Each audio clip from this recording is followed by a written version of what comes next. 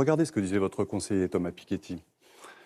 Compte tenu du niveau de dette en Europe du Sud, mais aussi dans d'autres pays comme la France, dire qu'on va s'en sortir sans moratoire, c'est-à-dire sans renégociation, ça ne tient pas la route. Thomas Piketty, qui est dans votre équipe de campagne. Qui est mon conseiller Europe et économie, mais absolument. Mais Thomas Piketty n'est pas candidat à l'élection présidentielle, c'est Benoît Hamon. Donc il dit autre chose que ce que vous pensez. Mais ce qu'il dit est intéressant et je m'ouvre à son point de vue. Quand vous parlez de M. Sceaux et de M. Langlais, on est parti là-dessus. C'est une information. Ce sont des déclarations qu'il a faites et les vôtres le sont tout autant. Non, et vous m'écoutez, et donc vous écoutez ce que je dis, et rien ne peut vous amener à dire qu'aujourd'hui je prône la restructuration de la dette et donc la sortie de l'euro. Ah non, pas du tout. Parce que c'est les conclusions que vous en avez tirées sur les différentes antennes. Non, mais il faut aller au bout. Si moi aussi je m'amusais à faire des sorties vidéo de ce que dit M. Langlais, on pourrait aller au bout de son raisonnement. Mais là, c'est pas lui l'invité principal. Mais d'accord, ça tombe bien. C'est pour ça que clarification, Benoît Hamon, c'est que vous ne prônez pas la restructuration de la dette française. Je considère aujourd'hui qu'il faut se pencher sur la dette des pays les plus endettés, notamment du sud de l'Europe,